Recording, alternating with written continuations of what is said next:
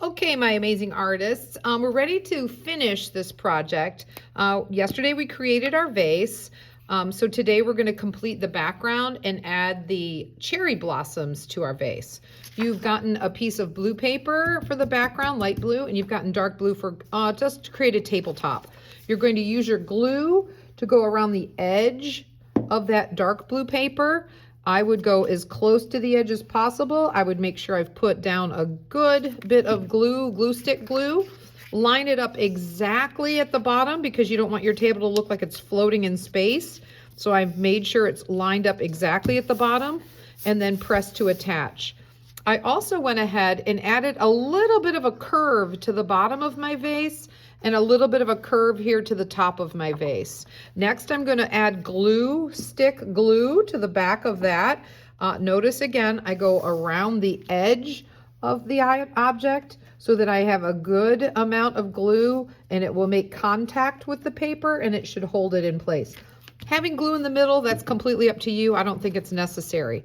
I also overlap the tabletop so the vase looks like it's sitting on the table instead of just hovering.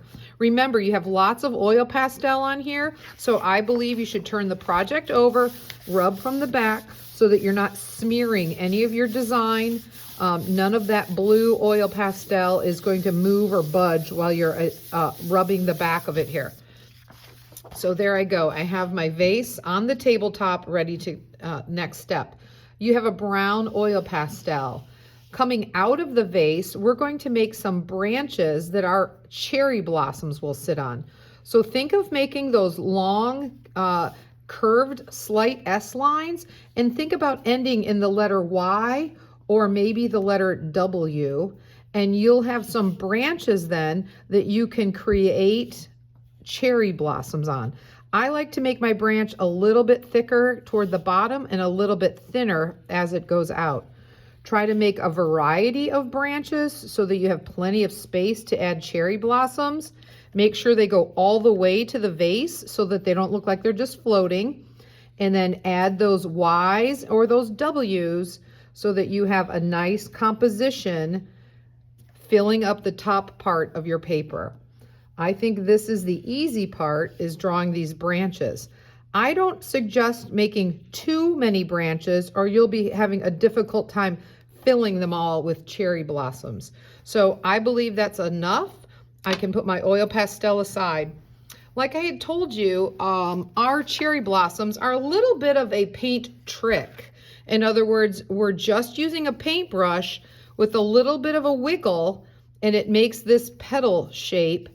By blending our white paint and our pink or magenta paint, we end up with this varied color. It's nice, pretty, kind of translucent. That's how flower petals would be.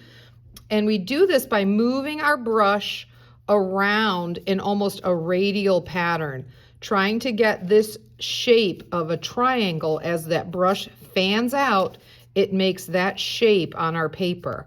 So let me demonstrate on my paper how you're going to get that. You'll have a palette with white and magenta. You notice that the flower is mostly white. So here I am loading mostly white. I take a tiny touch of the pink magenta color. I put my brush down and I give it a wiggle until it fans out and makes that triangle shape. I pick it up, I put it down, I make another wiggle. See how I just turned my brush? I think I'm a little low on paint. I'm going to go pick up some more white. I don't think I want pink at this time. I'm going to go back that one and there we go. I'm redoing those two because I didn't have enough paint on my brush. Now I flipped my brush. I'm going to get more white paint. I'm going to go over to this side. I give it that wiggle. Notice how it made that triangle shape. The brush spread out or fanned out. Here's a little bit more. Flower petal number 4, and there's flower petal number 5.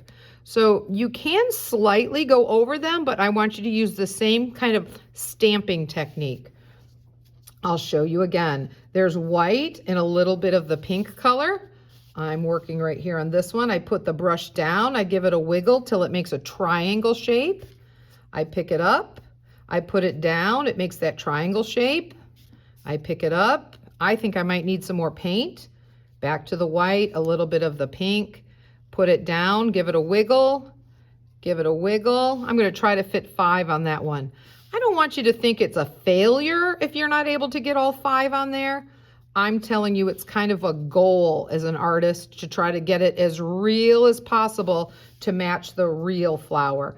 If you're not able to fit all 5, it will absolutely be fine. We're not going to really notice when we start to put this all together. So notice how I'm going to each of my branches.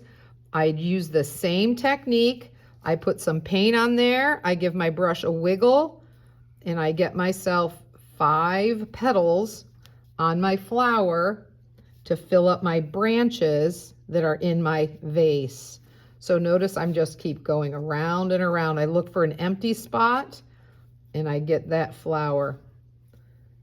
4 and 5. They just become very pretty, translucent or see-through flowers. 1, 2, 3. Here comes some more paint. 4, 5. So try to get 5 petals. If you're struggling, I think 4 is absolutely fine. I don't want you to think it's not going to look like a cherry blossom without having 5. I'm just saying, according to nature, those flowers have 5 petals. If you're a scientist looking at that, maybe you'd notice we art students think a flower is a flower. Notice how I filled up all of my flower areas? I'm going to come around now. If you'd like to add some green paint for some leaves, notice I'm taking the paint off my paintbrush. I'm just gently squeezing that, and then you'll have some green paint and you'll go along and do the exact same thing.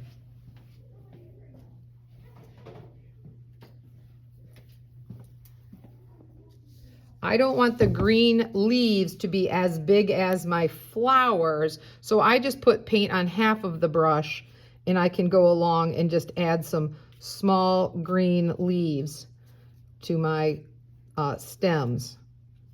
At this time I'm using my paintbrush more like a stamp tool, where I just put the shape down and up. So I'm just kind of putting it down and picking it up to add those leaves. We don't want to go crazy and fill our leaves with way more, or fill our branches with way more leaves. The leaves shouldn't be a distraction. The art is actually the cherry blossoms and the patterns that are on your vase. Tomorrow, when everything is dry, we'll come back in with pencils or crayons and we'll add the centers to the flower. I don't know if we'll be able to get that part done today. It depends how fast our paint dries. Obviously, if our paint dries fast enough, we'll be able to go back. If not, like I said, that can wait until tomorrow. So I hope you have success and we can get started.